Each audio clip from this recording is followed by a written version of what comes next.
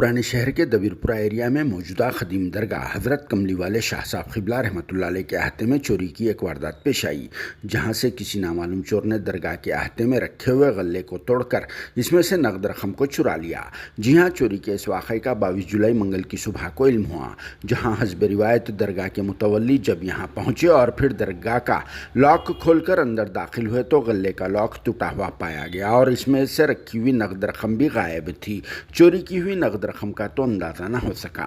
जिसकी इत्तला फौरी तौर पर पुलिस अमले को दे दी गई और फिर इसके बाद रैन बाज़ार पुलिस स्टेशन के अमले के अलावा क्राइम टीम और दूसरे पुलिस के आला अहदेदारों ने स्पॉट पहुंचकर यहां का तफसीली मुआयना किया और फिर रैन बाज़ार पुलिस ने इस सिलसिले में एक केस बुक करके तहकीक़ात का भी आगाज़ कर दिया है, जहां तहकीक़ात के दौरान कुछ दुश्वारियां पेश आएगी, क्योंकि दरगाह के अहाते में और फिर बाहर CCTV कैमरास तो लगे हुए हैं, मगर कुछ टेक्निकल प्रॉब्लम की वजह से गुज़िश्ता कुछ वक्त से ये CCTV कैमरास काम नहीं कर रहे हैं, जिसकी वजह से चोर या चोरों की आइडेंटिफिकेशन में थोड़ी सी मुश्किलात पेश आ रही है। मगर पुलिस के चलते फिरते कैमरों यानी इन्फॉर्मर्स के ज़रिए चोरों की शिनाख्त हो जाएगी और इसकी ख़ास बात यह है कि कोई जान पहचान वाला या फिर दरगाह से बहुत ही अच्छी तरह से वाकफियत रखने वाला आदमी ही चोरी की इस वारदात को अंजाम दे सकता है, क्योंकि CCTV कैमरास ख़राब रहे वक्त ही चोरी की इस वारदात को अंजाम दिया गया। दूसरी जानिब इस वाक़े की इत्तला के बाद AIMM से वाबस्ता दबीरपुरा डिवीज़न के सीनियर लीडर व सदर इब्तदाई शेख वहीद शाह और सरगर्म लीडर अजहरुद्दीन जुनैद के अलावा दूसरों ने